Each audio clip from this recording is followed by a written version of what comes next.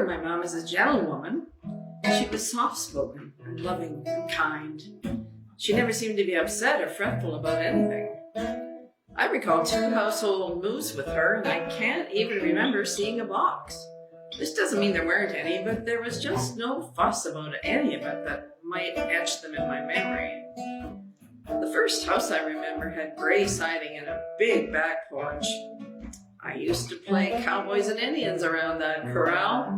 It had also been a fort, a cliff, a dock, a raft, when all around were snapping crocodiles, and home free.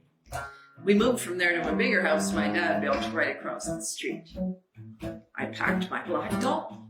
This was the early 50s, long before there was awareness or even real knowledge about anything racial.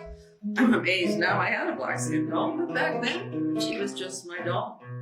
It was a big production for me, this move across the street. I searched for a travel bed and found an old 6-quart basket.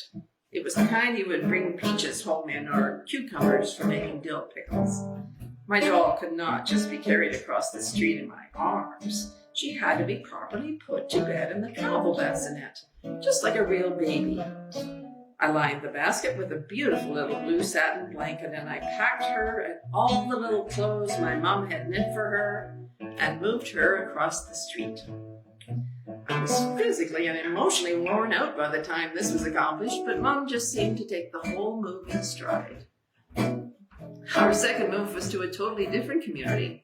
My dad had been transferred, and there must have been a truck and lots of clearing out and packing up, but it was not a major deal for my mom. She must have done what needed doing, one task at a time, without causing worry about it.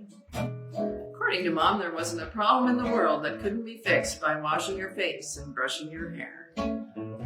Every time I had something to cry about, Mom would say, "Just wash your face and brush your hair, and you'll feel better."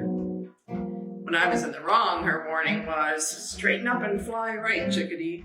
I would get this mental picture of a pudgy little bird flying all crooked and bumpy and then suddenly straightening up. Plump little chest out, head high, wings spread in a beautiful flowing glide. I liked it when she called me chickadee, so I would mind her. And sure enough, after I had washed my face and brushed my hair, I felt better. We were going bowling once when I was 10.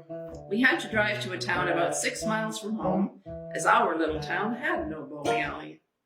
We had almost reached the corner where we should turn into the parking lot when Mom amazingly veered into the lane of oncoming traffic. I spun my head to look at her, and she seemed to be asleep.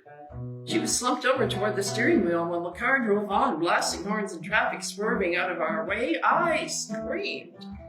My voice reached into her blackness the way only the panic voice of an offspring can, and it woke her. She got us stopped, but we were still in the wrong lane. She held her head for a moment. A man from one of the other cars came over to see if she was all right. She rubbed her forehead and assured him that yes, she would be fine. And on we went. After she had parked the car, she sat there for a few minutes looking worried. She turned to me, and through that worried look, she pleaded for my help. Could this just be our little secret? When you're 10 years old, a little secret with your mother can be kind of fun. But the serious tone that filled the car at that moment made it more mandatory than fun. My mind raced for reasons, and the best I could do was figure out that she didn't want my dad to know she might have crashed the car. I promised I wouldn't tell. I just wanted that worried look to be gone. I suggested that she might want to wash her face and brush her hair when we went inside. That would make her feel better. She smiled then. Good. It was done.